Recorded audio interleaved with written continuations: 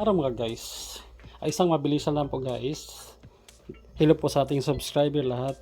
Magluluto po tayo ngayon guys ng patula and buko with mixed seafood guys. So, tapos ko na guys na prepare ko na lahat. Mabilisan lang po guys. So, ang gagawin natin magluluto na lang.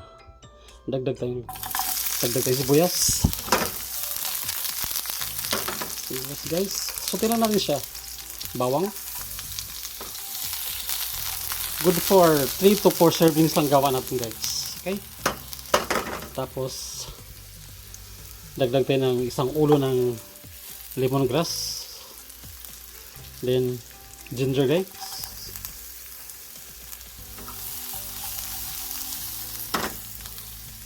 Tomato. Isang piraso.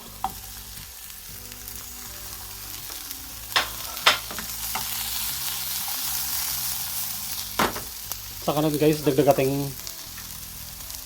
buko meat.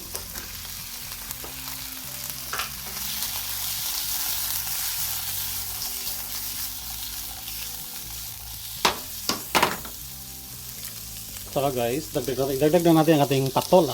Okay? Yan guys.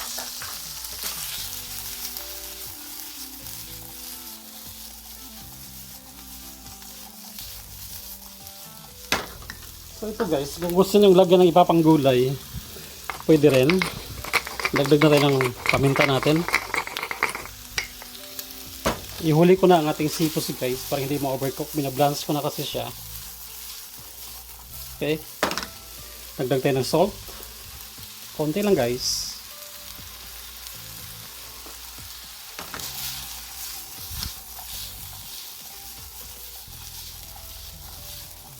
Saka natin dagdag ang ating mixed seafoods guys. Ito, tahong, calamare, crabs, saka hipon guys.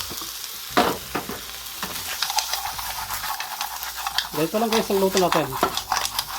Kung gusto nyo masabaw-sabaw, add na lang kayo. Pero kung gusto ko ganito muna. Ganito lang gusto ko. Kasi may sabaw ng konti ang ating seafoods. Okay?